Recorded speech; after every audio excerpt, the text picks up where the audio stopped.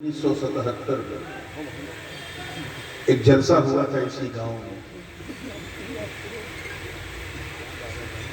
اور اس جلسے کو کسی ایسے ویسے نے مخاطب نہیں کیا بلکہ تاجدار کی چوچا حضور اشرف الاولیاء تشریف لائے۔ اس وقت یہ علاقہ دائیں بائیں تھوڑی بدعقیدگی سے بھرا ہوا تھا۔ یہ ان کے قدموں کی برکت ہے کہ بدعقیدگی نے اپنے بستر سمیٹ لیا۔ اس وقت کسی عاشق نے جھوم کے نعرہ لگایا تھا، غوث کا دامن نہیں چھوڑیں گے۔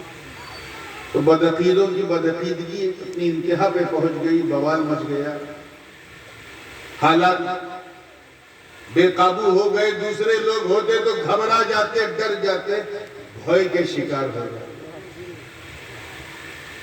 لیکن حضور اشرف الاولیاء کی ہمت کو سلام۔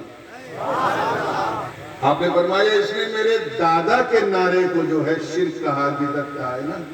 اے گاؤں والوں، اگر سنیت کو زندہ رکھنا ہے تو اب ہر سال جشن غوث الورا مناتے ہیں، اور تب سے لگاتار ہوتا رہا، بیچ میں کبھی نہیں ہوا لیکن اکثر ہوا۔ ایک زمانے تک حضور اشرف الاولیاء آتے رہے، پھر ان کے جانشین میرے ابن مکرم حضور تاج الاولیاء ڈاکٹر سید جلال الدین اشرف تشریف لاتے رہے۔ میں بھی آج آیا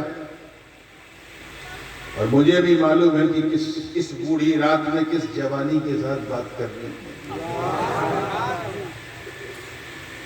حضرت نے فرمایا کہ اب انہیں چھٹی کا دودھ یاد دلانے کے لیے ان بدعقیدوں کو صرف جلسہ کافی نہیں ہے، بلکہ یہاں ادارہ قائم ہے۔ ادارے کی بنیاد آپ نے رکھی، لیکن وہ ادارہ بس ایک مکتب کی شکل میں رہا۔ چھوٹی چھوٹی تعلیم ہوتی تھی، 2-4 سال بچے پڑھتے تھے۔ پھر حضور قادری میاں صاحب دامت برکاتہم العالیہ کی سرپرستی میں لوگوں نے کمر ہمت کو باندھا اور یہ فیصلہ کیا کہ اب انشاءاللہ جب معاملہ بڑے پیر کا ہے تو پھر مدرسہ چھوٹا نہیں، وہ بھی بڑا ہے۔ یہ جلسہ بھی اسی اپلکش میں، اسی کے انترگت، اسی کے حوالے سے کیا گیا تاکہ اس ادارے کا کچھ تعاون ہو سکے، کچھ اس کی مدد کر سکے۔ لیکن میں دیکھ رہا تھا کہ جس طرح آپ لوگ پیش کر رہے تھے، جلسے ہی کا خرچ نکل جائے تو بڑی بات ہے، مدرسہ تو بہت ہے۔ لیکن یہ وعدہ کر کے آج اٹھنا کہ جب کبھی بھی اس ادارے کے دارالعلوم اشرفیہ غوث الورا سے کوئی بھی، مدرسہ اشرفیہ غوث الورا سے کوئی بھی جائے، چاہے رمضان میں جائے چاہے بغیر رمضان کے جائے، رسید لے کے جائے یا بغیر رسید کے جائے، اگر مدرسے کا کوئی ذمہ دار شخص جائے تو آپ لوگ بڑھ چڑھ کر کے اس میں حصہ لیں، اور انشاءاللہ یہ 10 20 50 سے مدرسہ نہیں چلتا۔ اہل سنت کا قلعہ بنانا، اپنی آنے والی نسل کو بچانا، ایک ایسا اتہاس بنانا کہ دنیا یہ سوچنے پہ مجبور ہو جائے کہ حضرت اخی پاک کی چھتر چھایا میں یہ چھوٹا سا گاؤں اتنا بڑا کام کر گیا۔ تو انشاءاللہ وعدہ کیجئے کہ ہم سب بڑھ چڑھ کر حصہ لیں گے۔ اب یہ معاملہ لینے اور دینے والے کے بیچ میں نہیں ہے، یہ اللہ اور اس کے بندے کے بیچ میں ہے۔ آپ جتنا دو گے کوئی جانے نہ جانے، اللہ جانتا ہے، تو حوصلے کے ساتھ کام کرنا۔ سب سے بڑا جرم جانتے کیا ہے؟ کہ اگر کوئی نیک کام کر رہا ہے تو اس کو نیک کام کرنے سے روکنا، یہ اتنا بڑا جرم ہے کہ اس کی معافی ہی نہیں۔ ایک تو خود انسان ادھر ادھر بھٹک رہا ہے، خود تو نیک خود کام کر نہیں رہا، اور اوپر سے شرارت کا عالم یہ ہے کہ اگر کوئی مدرسہ چلانا چاہتا ہے تو اس کے سامنے رکاوٹ بننا، روڑے ڈالنا، اس چیز سے پرہیز کرنا۔ اور اگر یہ سلسلہ جاری رہا تو نہ تم دنیا کے رہو گے نہ آخرت کے رہو گے۔ اگر مدرسے کو بنا نہیں سکتے تو بگاڑنے کی کوشش مت کرو، اپنی جان کو ظلم مت کرو، ٹھیک ہے نا؟ یاد رہے گا۔ میں نے اسی حوالے سے ایک بڑی مشہور و معروف آیت کریمہ کی تلاوت کا شرف حاصل کیا۔ اللہ پاک کا ارشاد ہے وَلَوْ أَنَّهُمْ إِذْ ظَلَمُوا أَنفُسَهُمْ جَاءُوكَ فَاسْتَغْفَرُوا اللَّهَ وَاسْتَغْفَرَ لَهُمُ الرَّسُولُ لَوَجَدُوا اللَّهَ تَوَّابًا رَحِيمًا۔ اے محبوب، اگر یہ لوگ اپنی جانوں پر ظلم کریں، اتیاچار کریں، اتوچار، آپ کو کیا کہتے ہیں؟ اتوچار کریں، ظلم کریں اپنی جان پر، اپنے آپ پر، اور ظلم کر کے محبوب آپ کے پاس آ جائیں، جاؤگا، کہیں اور نہیں، محبوب آپ کے پاس، آپ کے سمجھ آ جائیں، فَاسْتَغْفَرُوا اللَّهَ، اور وہاں پہنچ کر کے مجھ سے معافی مانگیں، اللہ کی بارگاہ میں استغفار کریں، کیا کریں؟ زور سے بولو، توبہ کریں، معافی مانگو، رو گڑ گڑاؤ۔ آپ ذرا محبوب کی شان محبوبی دیکھو کہ معافی مانگو اللہ سے، اور در رسول اللہ کا، در رسول اللہ کا، دربار شریف رسول اللہ کا ہو، معافی اللہ سے، اور صرف تمہارے معافی مانگنے سے بھی کام نہیں چلے گا۔ آگے ارشاد ہے وَاسْتَغْفَرَ لَهُمُ الرَّسُولُ، اور محبوب آپ بھی ان کے لیے دعائے مغفرت کریں، سفارش کریں، یعنی اگر یہ کچھ کہنے آوے تو آپ بھی سن لیں، توجہ توجہ۔ اے مصطفیٰ، اگر آپ نے سن لیا تو آپ کے رب نے انہیں چن لیا، اب اس لو کی جزا آ رہی، لَوَجَدُ اللَّهَ تَوَّابًا۔ یہ پورا پروسیس جب کمپلیٹ ہوگا تب جا کے یہ ظلم کرنے والے، اتوچار کرنے والے اپنے رب کو توبہ کا قبول کرنے والا پائیں گے۔ اس میں جو سب سے پہلی چیز ہے وہ یہ ہے ظلم، کیا ہے؟ اتوچار، ظلم۔ یہ لفظ بہت مانوس ہے، جو لوگ نہیں جانتے تھے اب تو بہت اچھی طرح جان گئے ہوں گے کہ ظلم کیا ہے۔ آج جس ماحول میں ہم جی رہے ہیں یہ بھی ظلم ہی کا سایہ ہے۔ ظلم کسے کہتے ہیں؟ What does mean by ظلم؟ ظلم کہتے ہیں وضع الشیء فی غیر محلہ، کسی چیز کو، توجہ ہے آپ نے، کسی چیز کو اس کی خاص جگہ سے اٹھا کر دوسری جگہ رکھنے کا نام ظلم۔ To remove the thing from its particular place and to put onto the other place. For example, مثال کے طور پر یہ ٹوپی ہے نا، پہنے ہو نا، پہنے رہنا، پہنانا مت، پہن لینا نہیں صحیح۔ بمبئی میں جب کوئی کسی کو بے وقوف بناتا تو کہتا ہے آج میں نے اتنوں کو ٹوپی پہنا دیا، یعنی الو بنا دیا، اسی لیے میں نے کہا پہننا پہنانا مت، اور ٹوپی پہنو کیونکہ ٹوپی مومن کا تاج ہے، اسی کا تو بھارت میں راج ہے۔ اب اگر کوئی صاحب سر سے ٹوپی اتار کر کے پاؤں پہ باندھ لے، یہ چینج آف پلیس ہوا کہ نہیں؟ جگہ بدلی کی نہیں؟ بولو، یہی ظلم ہے۔ کیا ہے؟ کہ ٹوپی کے ساتھ ساتھ پشتک پڑھی جاتی ہے پستکالے میں، کوئی شوچالے میں پڑھے تو پستک کے ساتھ کیا ہے؟ بولو، ظلم۔ یہ مائک ہے آواز بڑھانے کے لیے، اس پر اللہ رسول کی بات کرو تب تو عدل ہے، انصاف ہے، لیکن اسی مائک پہ کفر بک و شرک، تو اس مائک کے ساتھ کیا ہے؟ بیوی کا ایک استھان ہے ہمارے سماج میں، کوئی بیوی کا استھان پڑوسن کو دے دے تو بیوی کے ساتھ، سمجھو یار، ماں کی جگہ موسی کو بیٹھا دو تو ماں کے ساتھ ظلم۔ ہمیں یہ تو باہر کا ظلم، جان کا ظلم کیا ہے؟ خود پہ جو ظلم بندہ کرتا ہے وہ کیا ہے؟ اسی لیے تو کسی کا مرڈر کرنا ظلم ہے. کیوں؟ کیونکہ جان لینا اور جان دینا یہ اللہ کی شان.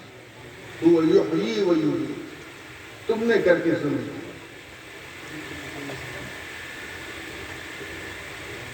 یہ تو باہر کا ظلم ہے. جان کا ظلم کیا ہے؟ تو سنو.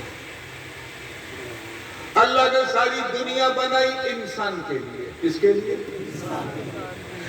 پھر چاہے یہ برگ و ثمر ہو، شمس و قمر ہو، شجر و حجر ہو، خشک و تر ہو، بحر و بر ہو، سیم و زر ہو، لال و گوہر ہو، زمین و زماں ہو، مکین و مکاں ہو، جنین و چنا. چاہے لیل و نہار کی کروٹیں ہوں، افلاک کی گردشیں ہوں، یا پھر ستاروں کی روشن قندیلیں ہوں، یا آبشار کے نغمے ہوں، یا زمین کا بچھونا ہو، یا یہ سب اللہ نے کس کے لیے بنایا؟ ہمارے لیے، منشیہ کے لیے، مانو جات کے لیے. سب سے آخر میں انسان کو بنایا، اس سے پہلے جہان کو بنایا. سب ہمارے لیے بنایا. چاہے شاکاہاری ہو، مانساہاری ہو، ویجیٹیبل ہو، نان ویجیٹیبل، سب ہمارے لیے. پیڑ پودے برچ سب ہمارے لیے. حد تو یہ ہے کہ جانور بھی اللہ نے ہمارے لیے بنائے. کچھ جانوروں کو سواری بنا لیتے ہیں، کچھ کے رسہ باندھ کے سامان بھجواتے ہیں، اور کچھ جانور ایسے ہیں ماکول اللحم جنہیں ذبح کر کے مسالہ لگا کے بھون کے کھا بھی جاتے ہیں. کیوں؟ کیونکہ وہ سب اللہ نے ہمارے لیے بنائے. کبھی ایک سیکنڈ کے لیے تم نے سوچا، just for the moment did you think، کبھی خیال آیا کہ اے اللہ، توجہ چاہوں گا جملہ ضائع نہ. میرے کان دو نہیں ہیں، 7-8 کان ہیں. کون کہاں سے بول رہا ہے سب سنتا ہوں. توجہ، پوری توجہ کے ساتھ. کبھی ایک سیکنڈ کے لیے خیال آیا کہ اے اللہ، سب کچھ تو نے ہمارے لیے بنایا، مولا ہمیں کس کے لیے بنایا؟ You have created the entire world for us, but for whom we are. سب کچھ ہمارے لیے. مالک ہم کس کے لیے؟ ہم کس کے لیے؟ تو رب تعالیٰ نے فرمایا اِنَّا لِلَّهِ وَإِنَّا إِلَيْهِ رَاجِعُونَ. مفہوم یہ کہ اے میرے بندو، میں نے سب کچھ تمہارے لیے بنایا اور تمہیں میں نے اپنے لیے بنایا.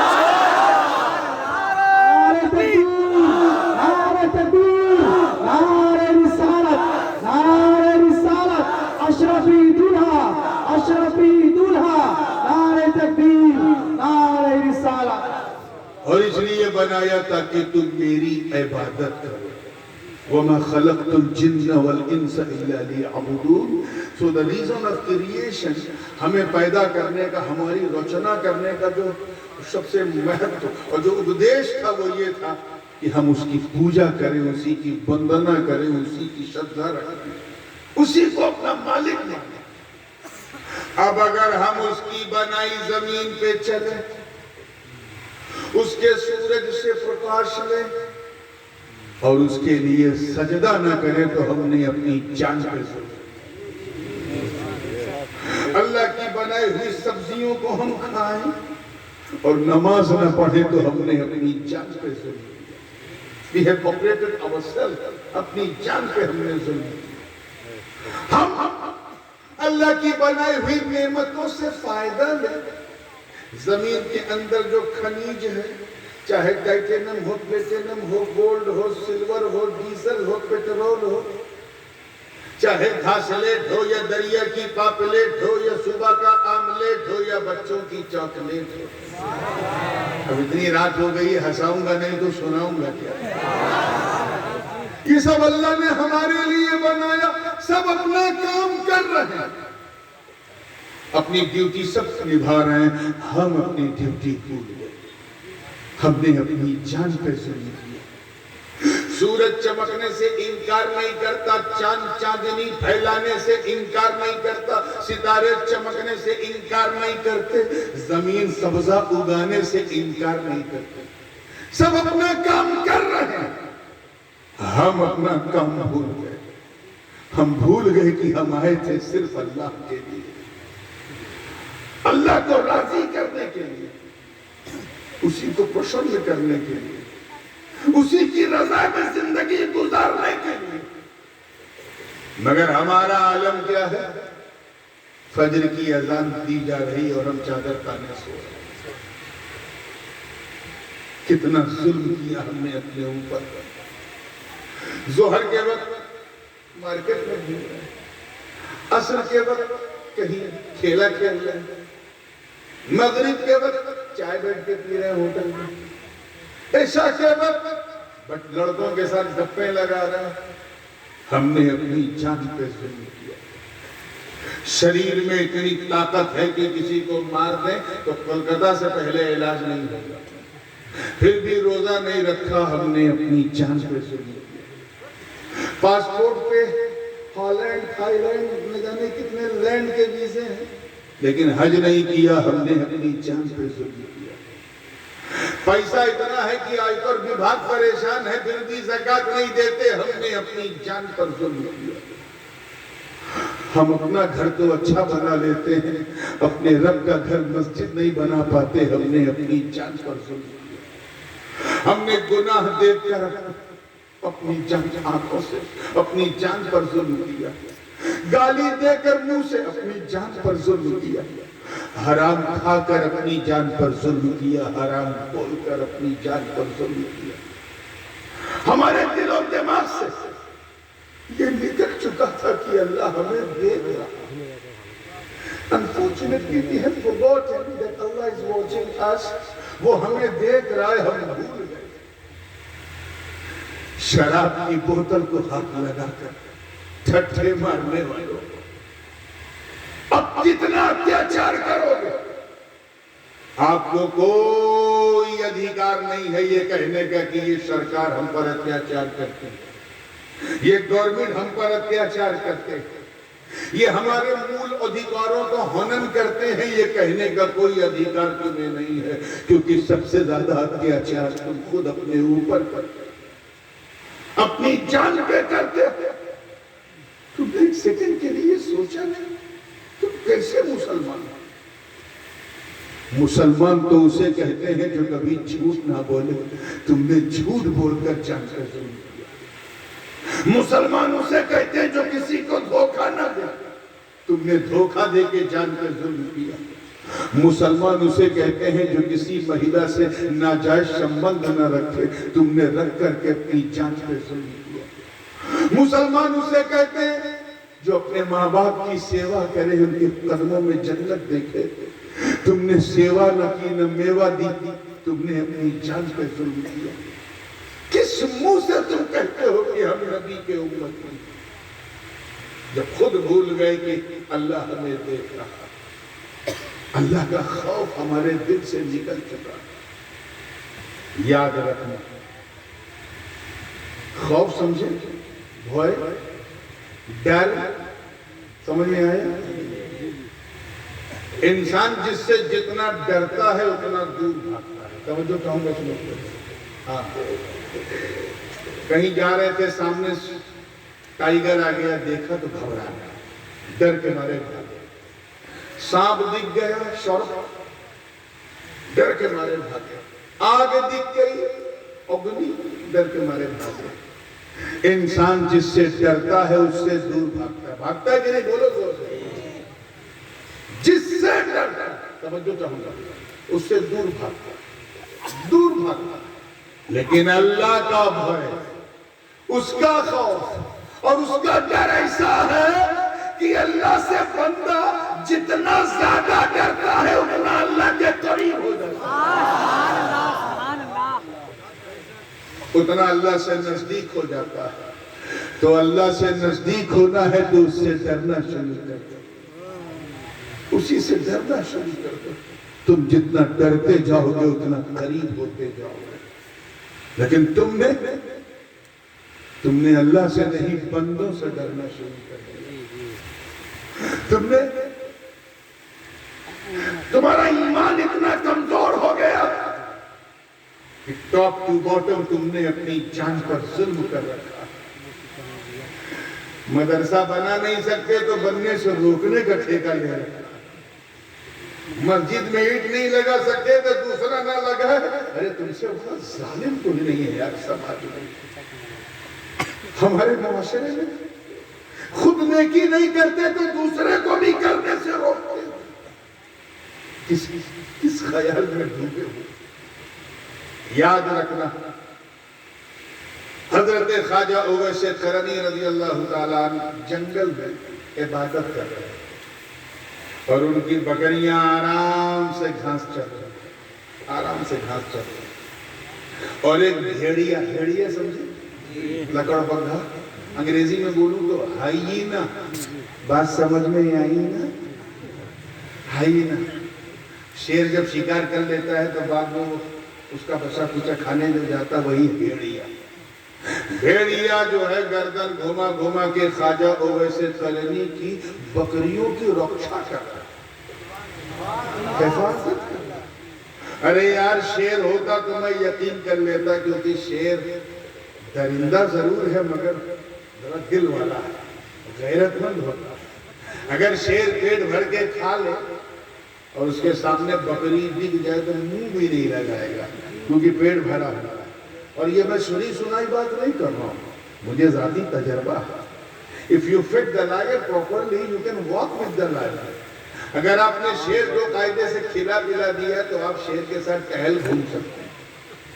اور یہ میں سن کے نہیں کر کے بول رہا ہوں. میں تو ٹہلا ڈھونڈا ہوں, بکرا بنا کے. لیکن بھیڑیا میرے دوستوں ایسا درندہ ایسا کہ اگر گردن تک کھا لے سانس لینے کی گنجائش نہیں, اور سامنے اگر بکری دکھ جائے تو نوچے گا ضرور چاہے کھائے. اور یہاں منظر بالکل ادبھت اور وشوسنیہ اور کلپنیہ, انکریڈیبل, انبلیویبل, مائنڈ بلوئنگ کہ بکریاں سکون سے گھاس چر رہی ہیں اور بھیڑیا گردن گھما کے بکریوں کی رکشا کر رہی ہیں. یہ ادبھت منظر ایک مسافر نے دیکھا تو خواجہ اویس سے پوچھا, بابا آپ کو اس بھیڑیے سے ڈر نہیں لگتا؟ ڈر نہیں لگتا؟ تو خواجہ اویس نے سر اٹھا کے فرمایا, میری بات کر رہا ہے, میری بکریوں کو بھی اس سے ڈر نہیں لگتا. وہ کیوں کا سن, پہلے میں اس بھیڑیے سے ڈرتا تھا. اللہ کرے سمجھ میں آ گیا. پہلے میں اس بھیڑیے سے ڈرتا تھا, اب یہ بھیڑیا مجھ سے ڈرتا.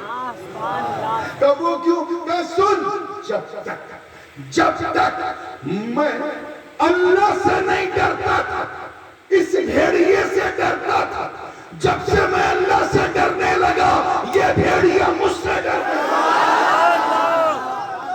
نعرہ تکبیر, نعرہ تکبیر, نعرہ رسالت, نعرہ رسالت, عظمت اویس قرنی, عظمت اویس قرنی, نعرہ تکبیر, نعرہ رسالت. اس لیے اگر تم چاہتے ہو کہ ہمارے سماج میں چھپے ہوئے بھیڑیے ہم سے ڈریں, توجہ کرو, اگر تم یہ چاہتے ہو کہ ہمارے سماج میں, ہمارے دیش میں چھپے ہوئے بھیڑیے جو اساماجک تتو ہیں, وہ جو انسوشل ایلیمنٹس ہیں, وہ اگر ہم سے ڈرے تو تمہیں کوئی غیر قانونی کام کرنے کی ضرورت نہیں, تمہیں کوئی انیتک کاریہ کرنے کی ضرورت نہیں, تمہیں قانون کو اپنے ہاتھ میں لینے کی ضرورت نہیں, کسی پرتیبندھت سنگٹھن کا ساتھ دینے کی ضرورت نہیں. توجہ چاہوں گا, اگر تم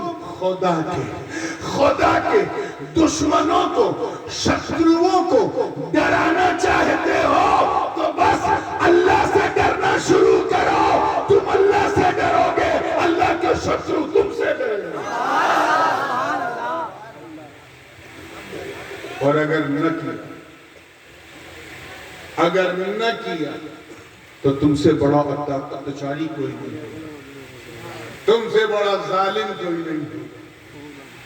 چلتے پھرتے, اٹھتے بیٹھتے, سوتے جاگتے, صرف ظلم ہی ظلم تو کر رہے. اپنے ظلم سے توبہ کر. ایک بندہ تھا गुनहगार था, खता कार था, इसी अशिआर था। रात दिन शराब कबाब शबाब में गुजरते थे। एक दिन उसे ख्याल आया कि मैं मुसलमान हूं, मुझे एक दिन मरना है, अपने रब को मुंह दिखाना है, कब्र में महबूब को मुंह दिखाना है, किस मुंह से मैं जाऊं? वो रोने गिड़गिड़ाने लगा, करम की भीख मांगने लगा, तौबा करने लगा, ए अल्लाह मुझे माफ कर दे, माफ कर दे, माफ कर दे। अचानक उसके कान में आवाज आई, जाऊंगा, तवज्जो जाऊंगा, यानी ऐ रोने वाले जालिम, यहां क्यों रोता? चल चल मेरे महबूब के दर पे जा, वहां रो। अरे मुझे मेरी इज्जत की कसम, अगर तूने वहां 2 बूंद आंसुओं की गिरा दी तो कयामत के दिन रहमतों का दरिया बहा।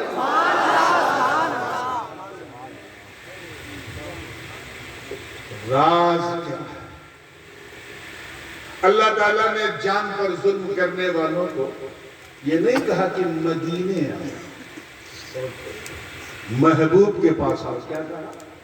जोरे जोरे बोले, अपना बुझते बैठे, हाँ तो तवज्जो के साथ, हाँ पूरी तवज्जो के साथ के महबूब के पास आओ, अमर शनार नबी के पास आओ, हमारे महबूब की। ये नहीं कहा मदीने मक्का,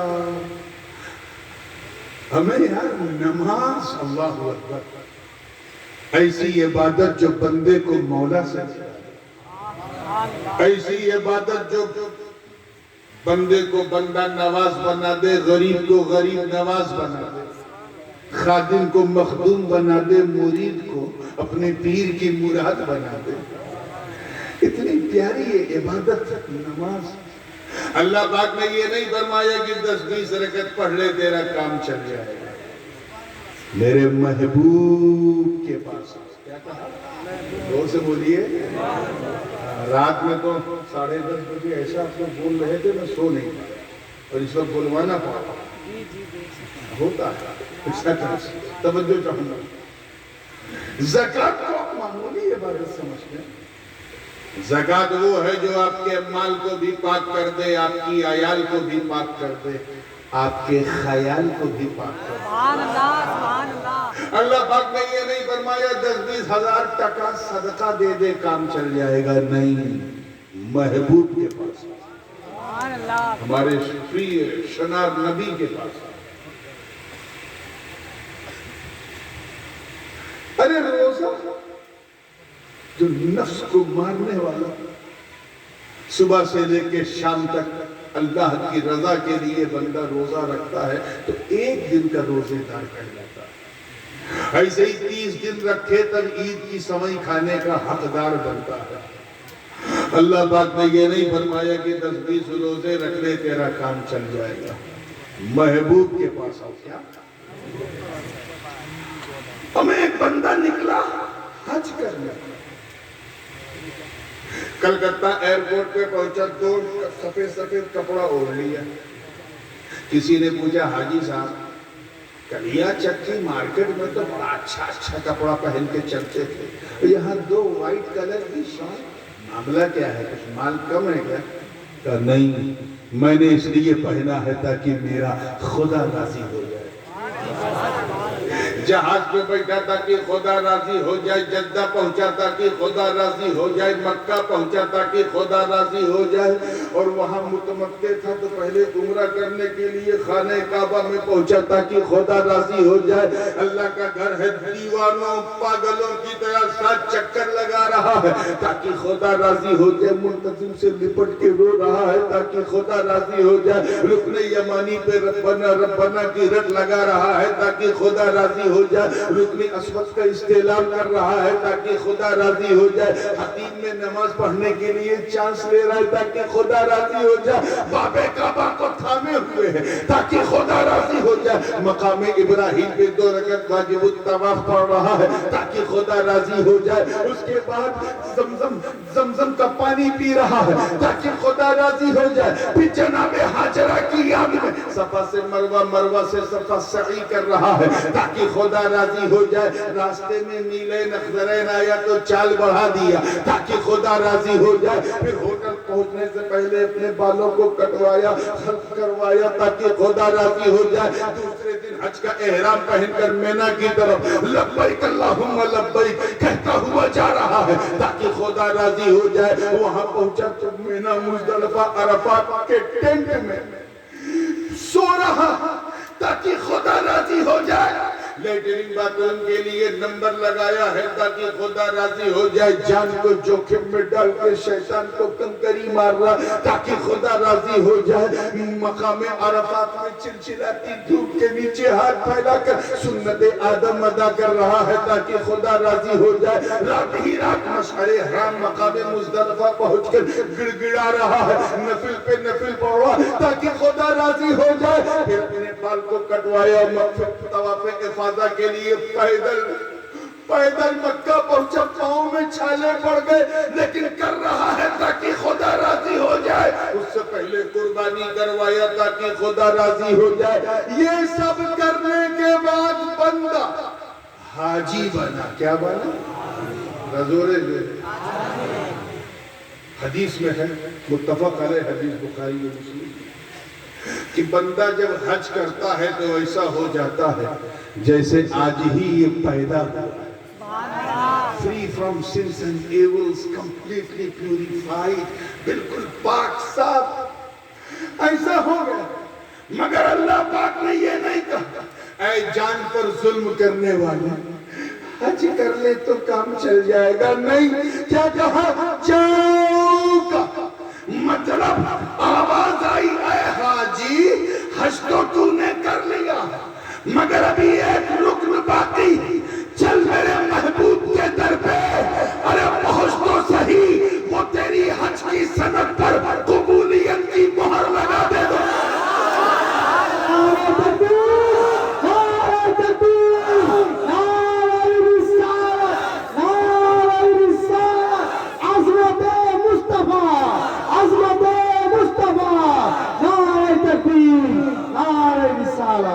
تبھی تو محدث اعظم نے فرمایا تھا حاجیوں آؤ چلو احمد مختار کے پاس، شافع روز جزا اپنے مددگار کے پاس، حج اگر حج ہے تو پھر تکمیل حج کے لیے آؤ کعبے سے چلے کعبے کی سرکار کے پاس،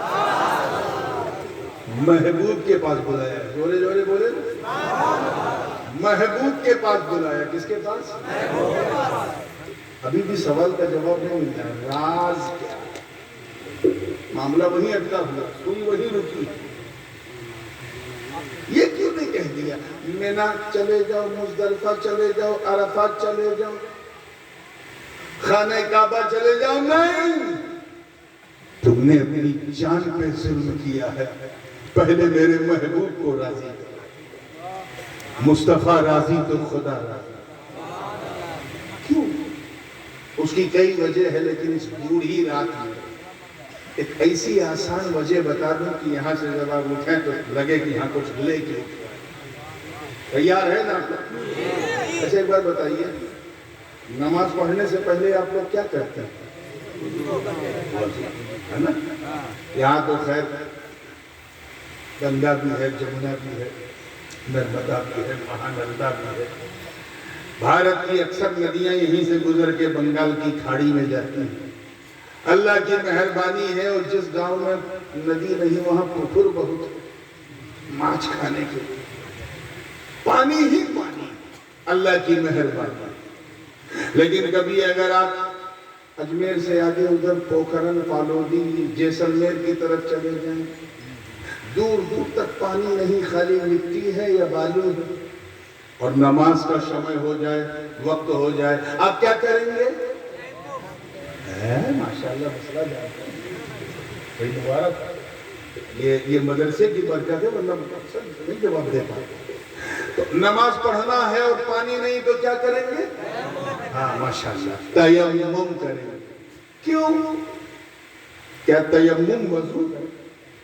زور سے بولیے ادھر والے چیئرمین حضرات آپ کی بھی توجہ. تیمم وضو ہے؟ نہیں. پھر کیوں کریں گے؟ تو کہا بھئی وضو نہیں ہے، وضو کا خلیفہ. یہی سمجھانا چاہیے. وضو کا جانشین ہے، وضو کا اترادھیکاری ہے، وضو کا وائس ریجنٹ ہے، ڈپوٹی ہے، وضو کا اوپ ہے. ہم یہ نہیں دیکھیں گے کہ فَتَيَمَّمُوا صَعِيدًا طَيِّبًا کہ مٹی پر، توجہ سے سنیے گا جملہ ضائع نہیں، مٹی پر 2 بار ہاتھ مارنے کا نام تیمم ہے. ہم یہ نہیں دیکھیں گے. ہم یہ دیکھیں گے خلیفہ کس کا، جانشین کس کا، اترادھیکاری کس کا. جو کام ہم وضو سے کرتے ہیں وہ سارا کام پانی نہ ملنے کی صورت میں تیمم سے کریں گے.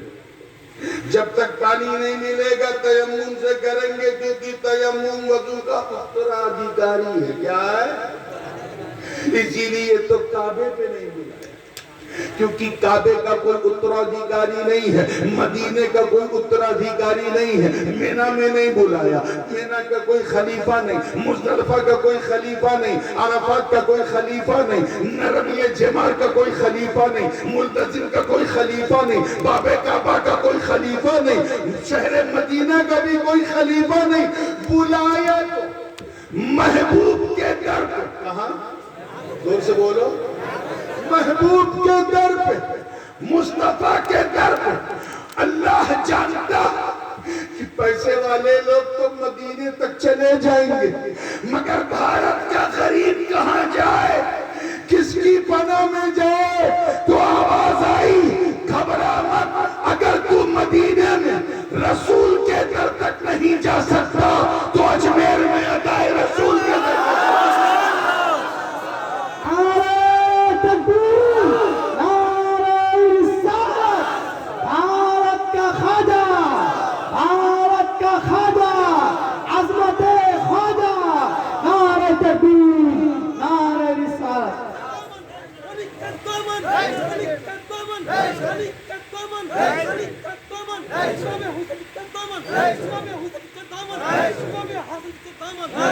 ایک بار کوئی بول دے غوث کا دامن.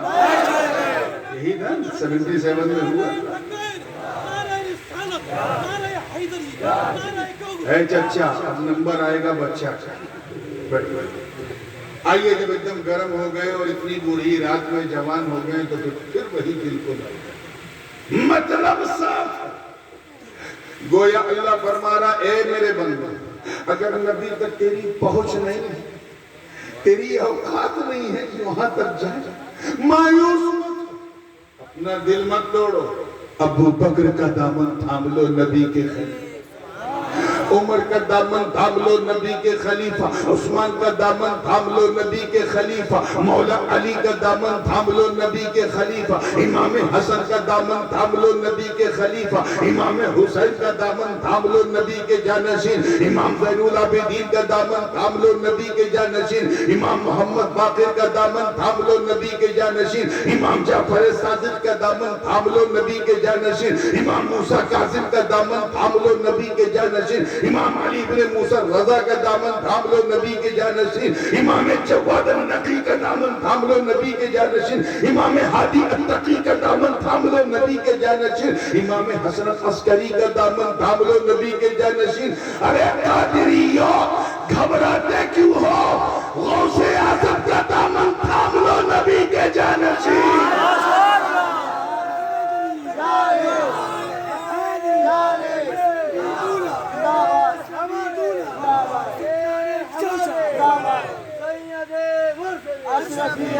تھام کے تو دیکھو، پہلے تھامو تب کہو غوث کا دامن نہیں چھوڑیں گے، تھاما ہی نہیں اور چھوڑیں گے. تھام تو صحیح، غوث کا دامن تھام تو صحیح.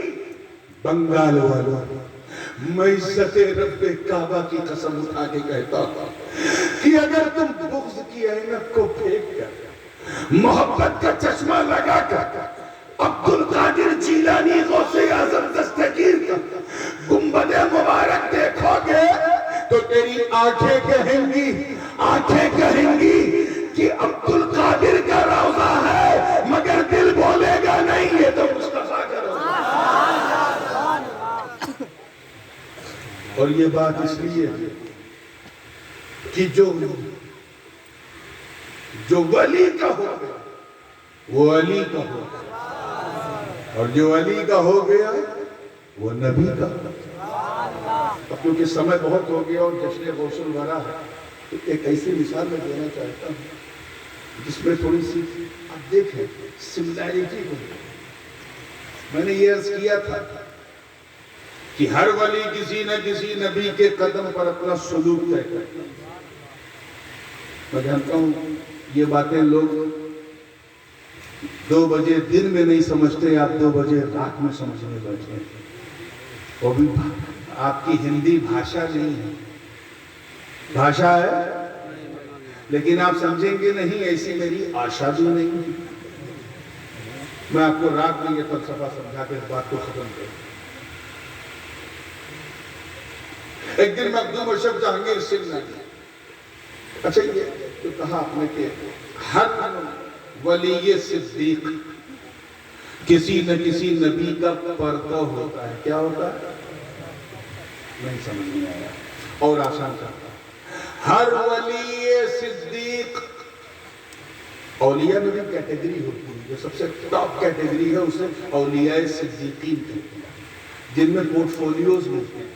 یہ غوث ہوگا، یہ قطب ہوگا، یہ ابدال ہوگا، یہ اوتاد ہوگا، یہ نقبہ ہوگا، یہ نجبہ ہوگا، یہ ہوگا، یہ وہ ہوگا، جن کو پورٹ فولیوز ملتے ہیں۔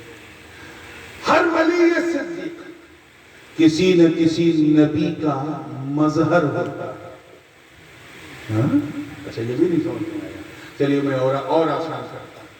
ہر ولی صدیق کسی نہ کسی نبی کے کمال کا سایہ ہوتا ہے۔ یہ سایہ سمجھ میں آیا، اور اگر یہ بھی نہیں آیا تو میں کہوں گا مولانا پھر مجھے کیوں بلایا؟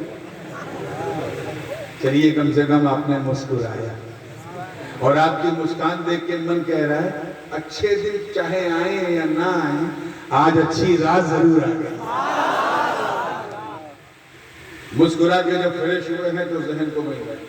ہر ولی یہ صرف کسی نہ کسی نبی کے کمال کا مظہر ہوتا ہے، یعنی سایہ ہوتا ہے۔ کیا ہوتا ہے؟ اور ایسا شیڈو ہوتا ہے، ایسا سایہ ہوتا ہے کہ جس نبی کا وہ سایہ ہوتا ہے اس نبی کے معجزات بشکل کرامت اس ولی سے ثابت ہوتے ہیں۔ حضرت مخدوم اشرف جہانگیر سنگھانی اسی موضوع پہ دکن میں گلبرگہ میں کرناٹک میں، اب تو دیکھا ہوگا کرناٹک نے کیسا ناٹک آج دکھایا ہے، بڑے بڑوں کو سانس سن گئے۔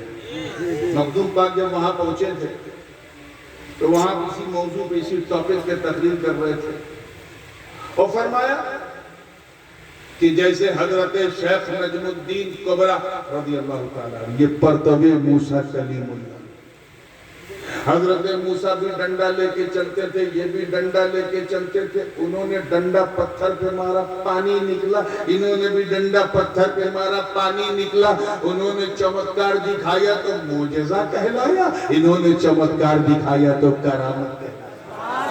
اسی کو کہتے ہیں سایہ۔ کیا کہتے ہیں؟ بات چل ہی رہی تھی تب تک حضرت عبدالرزاق نورالعین رضی اللہ تعالیٰ عنہ بیٹھے تھے، عرض کیا حضور مخدوم اشرف جہانگیر سنگھانی، حضور آپ سرکار آپ کس کا سایہ ہے، کس کا پرتو ہے؟ تو مخدوم پاک نے فرمایا الحمدللہ انی سرت علی قدم المسیح، میں عیسیٰ روح اللہ کا پرتو ہوں۔ کیا فرمایا؟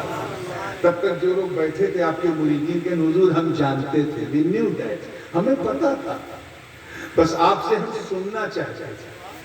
ہم دیکھتے تھے جیسے عیسیٰ احرام پوش ویسے آپ بھی احرام پوش، وہ بھی مجرد آپ بھی مجرد، انہوں نے بھی شادی نہیں کی آپ نے بھی شادی نہیں کی، وہ بھی تاریخ الدنیا آپ بھی تاریخ الدنیا، وہ بھی مسیحا آپ بھی مسیحا، وہ بھی بیمار کو ٹھیک کرے آپ بھی بیمار کو ٹھیک کرے، انہوں نے بھی مردے کو زندہ کیا آپ نے بھی مردے کو زندہ کیا، بس ان کا کرنا ان کا معجزہ کہلایا، آپ کا کرنا آپ کی کرامت کہلایا۔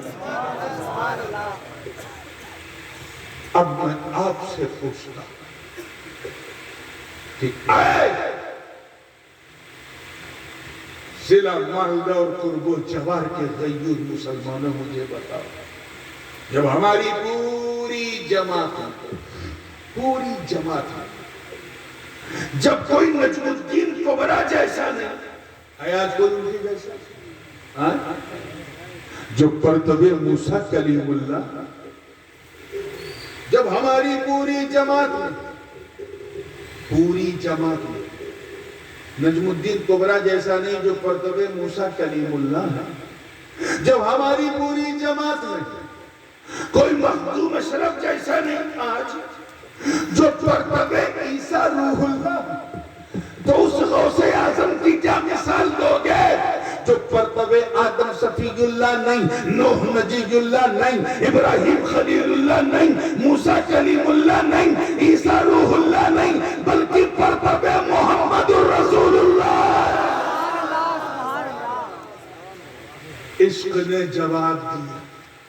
نے جواب دیا کہ جس طرح رسولوں میں رسول اعظم کی کوئی مثال نہیں، ایسے ہی ولیوں میں غوث اعظم کی کوئی مثال نہیں۔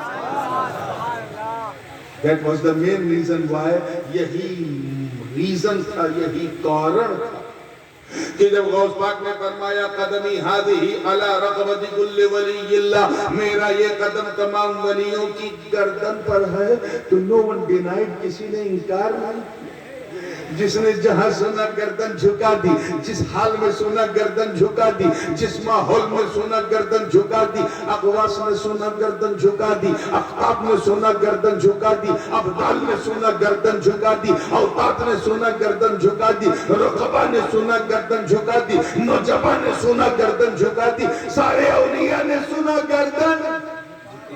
کسی نے کہا بل علی عینی و رأسی، بلکہ گردن ہی کیا، آپ کا قدم تو میری پلکوں پر، میری آنکھوں پر، میرے سر پر، میرے جگر پر، میرے دل پر، ارے اسے کوئی فاسق کیا جانے۔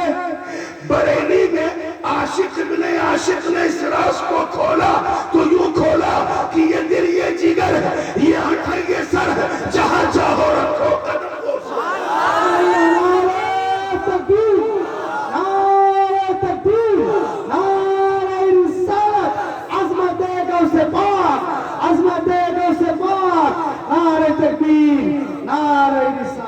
کسی نے انکار، زور سے بولو آخری جملہ ہے، no one denied، کسی نے انکار نہیں کیا، سب نے گردن بولو جھکا دی۔ اب اگلا جملہ ذرا دل تھام کے سننا، سب نے گردن جھکا دی، کسی نے انکار نہیں کیا۔ کیوں؟ کیونکہ سب دیکھ رہے ہیں کہ قدم، اللہ کرے سمجھ میں آ جائے، قدم تو عبدالقادر کا ہے، مگر اس میں دم مصطفیٰ کا ہے۔ نعرہ تکبیر، نعرہ رسالت، نعرہ حیدری، عظمت مصطفیٰ، نعرہ تکبیر۔ اسی غوث پاک کے گلشن کے شگفتہ گلاب کا نام اعلیٰ حضرت اشرفی، اسی غوث اعظم کے چمن کے پھول کا نام سلطان الواعظین اور تاج الاسیہ ہے، محدث اعظم سرکار کلام اشرف الاولیاء اشرف العلماء شیخ الاسلام غازی ملت، کوئی تاج الاولیاء بن کے چمک رہا ہے، کوئی اشرف الاولیاء، اور صبح قیامت تک یہ چمک کا سلسلہ جاری رہے گا۔ This is going to be a glorious opportunity for all of you۔ یہ بہت خاص اونک سندر موقع ہے، اوشر ہے، بڑھ چڑھ کر کے غوث پاک کے نام سے منسوب وہ ادارہ جس کی عید اشرف الاولیاء نے اپنے دستے پاک سے رکھی ہے، ذرہ برابر بھی غوث کی محبت ہے تو بڑھ چڑھ چڑھ کے حصہ لو۔ یہ ادارہ بھی آپ کا ہے، گاؤں بھی آپ کا ہے، جلسہ بھی آپ کا ہے۔ مولا کریم ہم سب کو غوث پاک کی محبت اور ان کی چاہت میں زندہ رکھے اور انہیں کی چاہت میں موت نصیب فرمائے۔ وآخر دعوانا ان الحمدللہ رب العالمین۔